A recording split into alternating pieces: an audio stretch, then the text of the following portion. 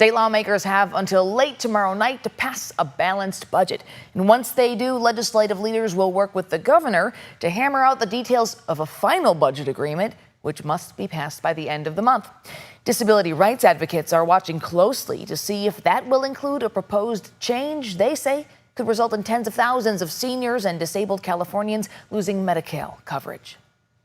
As part of his budget proposal, Governor Newsom wants to reimpose a strict cap on how much savings a senior or disabled Californian can have in order to remain eligible for Medi-Cal. His office says this is to save money, especially as federal policies have imposed substantially higher costs and requirements on both state and local governments for the health and human services programs they provide to their citizens. Under Newsom's proposal, a single person could not, at any given moment, have more than $2,000 in their checking and savings accounts combined, not including a retirement fund. For a couple, the limit is $3,000. Everyone deserves health care. Across the street from state lawmakers' offices Wednesday night, a group of disability rights activists set up what they call a guerrilla projection. We're here today because Medi-Cal cuts cause disabled rage. They're urging lawmakers to reject Newsom's proposal to reinstate the strict asset limit, calling it forced poverty, and saying this prevents people from saving for emergencies or for medical expenses not covered by insurance. $2,000 means pick one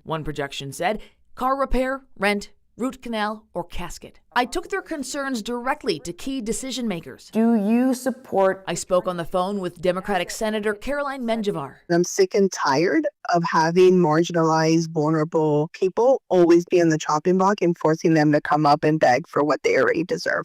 Ultimately, the budget bill the Assembly and Senate presented on Friday includes an asset limit of $21,000 to go into effect July 2027.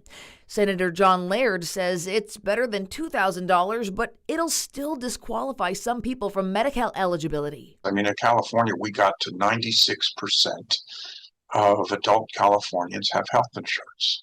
And I don't see how, given the federal cuts, we don't step back a little bit from that.